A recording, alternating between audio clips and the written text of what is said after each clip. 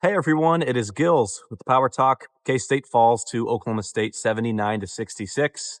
Wildcats are now 1-2 in Big 12 play, 7-7 overall on the season. This was certainly one of the uglier losses of the year for Jerome Tang.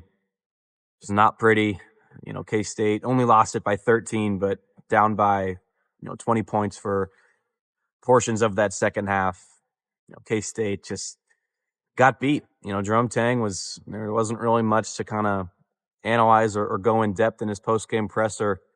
Just kind of tip of the cap to Oklahoma State for beating him from start to finish. And the real frustrating part about that is that this Oklahoma State team really ranks dead last in the Big 12 and pretty much every metric or ranking system you look at. KenPom, the NCAA's net ratings, ESPN's BPI, you name it. Oklahoma State is pretty much unanimously in dead last in the Big 12. And so that is probably the most concerning part of not only this loss, but the two-game road skid that K-State just went on. And not to give this team any sort of excuse or pass for the loss, but they've been on the road since Friday. They came here to Stillwater straight from Fort Worth. And so Coleman Hawkins and the postgame presser didn't seem to make too big of a deal out of that when asked. Said, yeah, I kind of sat in my hotel room, was in the gym practicing. It was kind of business as usual, but a long road trip for K-State. I'm sure this was one that they'd like to flush and forget as Houston comes to Manhattan on Saturday. And, two-game road skid is in a vacuum. I kind of said this with TCU. It's just one loss. This is just two losses on the road for Kansas State. But when you look at the bigger picture on the season, I've got this noted down here. You just lost to statistically the worst team in the Big 12. And also maybe a below average, maybe an average team in TCU. We'll see how the rest of the season goes for Jamie Dixon's squad. But now you've got KU, Baylor, Iowa State, Arizona State, BYU, Utah, UCF, and Cincinnati. And in other words, it's not going to get any easier for K-State playing away from home.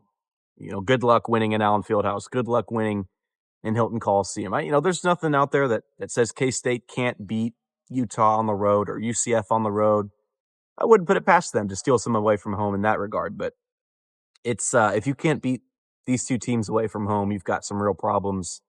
And, I respect Jerome Tang and his staff for going with Ugon Onyenso, who hadn't played since December 21st against Wichita State. He was out there for a good chunk of that second half. They went to his zone defense and kind of stopped the bleeding just a little bit down low in the paint. Now, obviously, it wasn't nearly enough, but down by more than 13 points at the half, they cut it to a 13-point defeat. So, Ugon Onyenso is maybe a guy that can get back into the rotation coming up. But again, K-State can win at home all that it wants.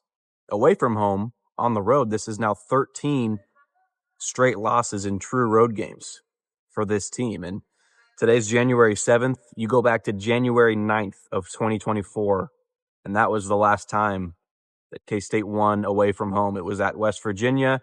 It was the first road win in conference play, and it was also the last for the Wildcats in Jerome Tang's second season. It was 81-67, and it'll be 365 days coming up on Thursday since K-State last won a true road game. And so if you can't beat Oklahoma State, I'll say this one more time. If you can't beat Oklahoma State and TCU away from home, good luck trying to beat the rest of the Big 12. And so got to have a quick, turn the page and have a quick memory with a long, there's 17 games left in the Big 12 coming up. And K-State just has to have more buy-in, more effort. Coleman Hawkins, we are into January, and he is in the post-game press conference mentioning how guys have to give better energy throughout warm-ups and walkthroughs. And when you come out of the locker room and off the court, Coleman Hawkins, if he's pointing that out at this point in the season, that guys need to give better effort and that the basketball gods are going to,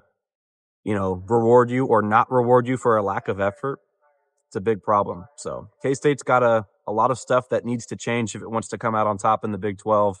If you can't beat sort of the bottom of the barrel here against Oklahoma State and Stillwater, it's going to be tough moving forward. So K-State returns to Bramlage for 2 games in a row at home. And maybe the comforting confines will be a little nicer than this long road skid was for Kansas State, but it's going to be tough to move forward in the Big 12, especially on the road if you can't beat Oklahoma State.